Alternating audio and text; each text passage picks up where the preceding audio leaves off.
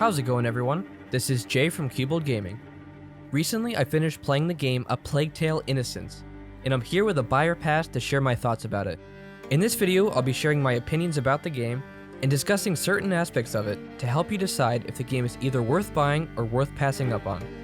I've been hearing a lot about A Plague Tale since it was released, but I never bought it since it had a high price tag for the small amount of content in it. After I played it for a little bit, I started to get The Last of Us vibes, which was good since it's one of my all-time favorite games. So I'm going to start out talking about the story, which is probably the most important aspect of the game. I have to say that the story is really good, and sometimes it felt like I was watching a movie. Certain parts of the game are a perfect blend of gameplay, music, and story that all come together perfectly to form some pretty exciting scenes. No! We have to lose them! Oh no! They're everywhere! What do we do? Take a deep breath.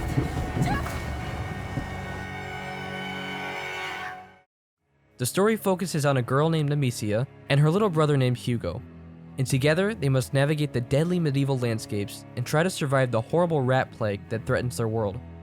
They eventually team up with several other young survivors to unravel the mystery of where the rats came from. The story has some small twists to it and takes a few turns that most people wouldn't expect. My thoughts about the story are mostly positive, with the exception of the boss fights thrown in. There are 3 boss fights, and all of them were really clunky and not fun to play. The final boss fight was particularly annoying, which was really disappointing to me. One theme that runs throughout the game is that you are just a bunch of innocent kids, and Amicia in particular expresses remorse when she's forced to kill someone. Amicia. You killed him. But that quickly changes, and all of a sudden you're killing people left and right. For a game where you're supposed to be innocent and vulnerable, there are more creative ways to kill people than most other games. You can feed enemies to rats in several different ways, have one character break their necks while they're wearing full armor, smash their skulls with a slingshot, light them on fire, and permanently put them to sleep with a potion. It gets to the point where you can willingly feed helpless soldiers to the rats. He got what he deserved. Amicia. And this is a major contrast to the beginning of the game. You can explain it by saying that the horrible experiences changed the characters, but the changes happened so quickly that it seemed rather abrupt to me.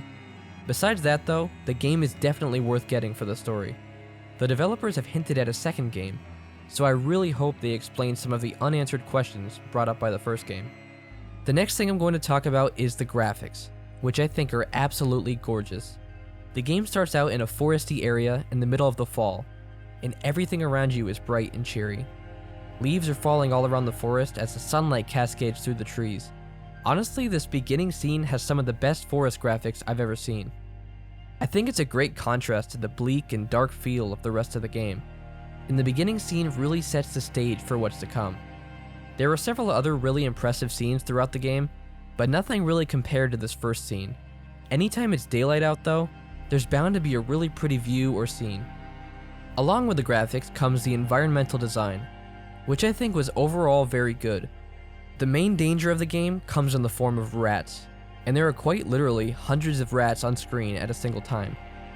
I was pretty surprised to find that many rats barely ever gave me frame drops. Out of the entire game, I think the rats only caused my game to slow down one single time. Since these rats hate the light, most of the game is spent in dark and dreary environments. The lack of light combined with hundreds of rats everywhere gives the game a really creepy and disturbing feel to it. Most of the environmental design is actually very good, and all of the areas feel unique. Every environment is incredibly linear though, and there are not any creative ways to solve areas. The puzzles are fun, but are generally easy to figure out, and there are basically only 2 ways to play: sneak around or kill everyone in sight. Of course, there are several times when stealth is your only option, but taking out enemies is always the easiest and most fun way to go. Every environment also has really impressive sound design, which makes the world feel larger than it really is.